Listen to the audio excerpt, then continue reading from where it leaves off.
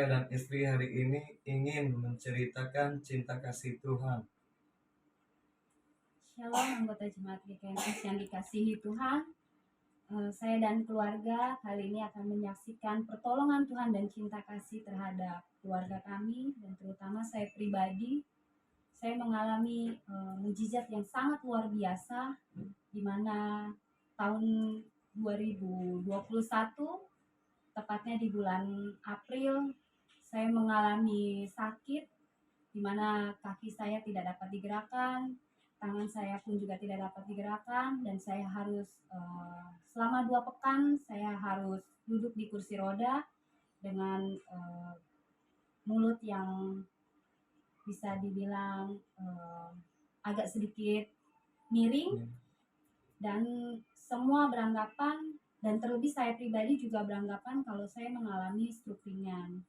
Dan di saat sakit itu saya rasakan, saya merasa diri saya seperti mendapatkan satu teguran keras, di mana saya flashback ulang dengan kejadian-kejadian sebelum saya sakit.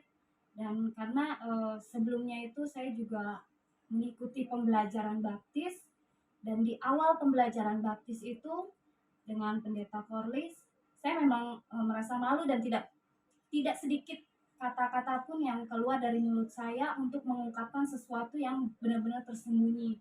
Dan yang tersembunyi itu saya merasa itu dosa besar yang saya simpan selama ini, untuk keluarga saya, untuk diri saya pribadi, dan untuk orang lain.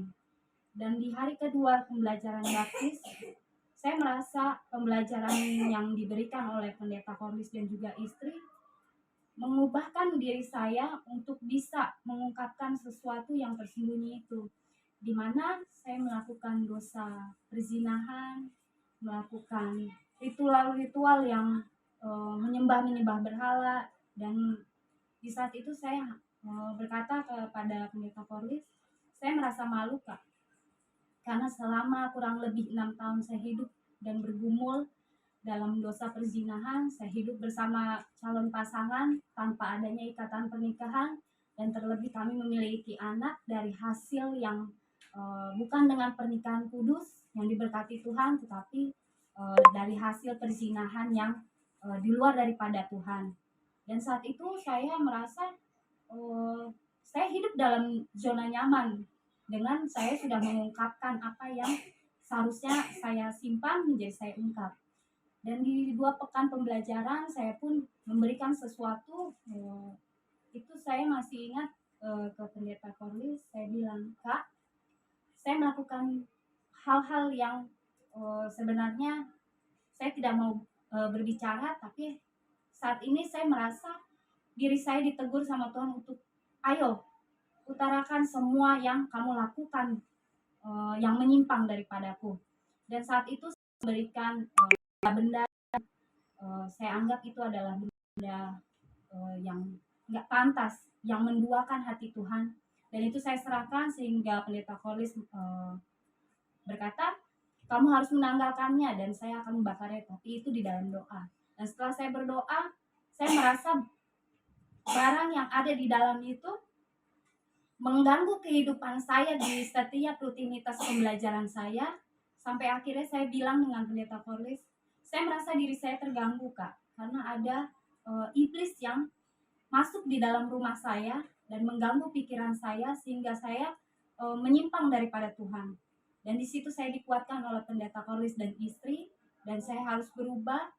Dan selang berapa bulan saya mengalami sakit yang saya merasa Tuhan mengizinkan penyakit itu terjadi untuk saya. Dan saya pun merasa itu teguran, tamparan keras untuk saya dari hasil buah yang saya lakukan. Dan di saat itu kaki, tangan, dan mulut saya itu benar-benar nggak bisa normal. Dan hasil diagnosa dokter menyatakan bahwa saya nggak kenapa-napa. Saya nggak bukan pasien stroke ringan, tetapi pasien yang mengalami depresi.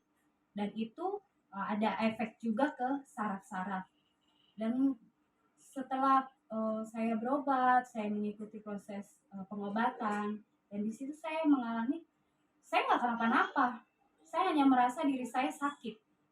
Dan di saat itu pendeta Korlis dan juga pengurus gereja datang berdoa, dan kita berdoa bareng di rumah, dan saya pelepasan. Dan di saat itu saya merasa diri saya mampu berjalan, mampu berbicara, dan mampu mengangkat tangan saya untuk bersyukur kepada Tuhan, bahwa dengan penyertaan Tuhan, pertolongan Tuhan yang luar biasa dalam kehidupan saya, penyakit yang saya anggap mengecewakan saya, yang membuat saya putus asa, ternyata Tuhan izinkan, dan saya sangat-sangat bersyukur dengan kesembuhan yang boleh terjadi dalam diri saya.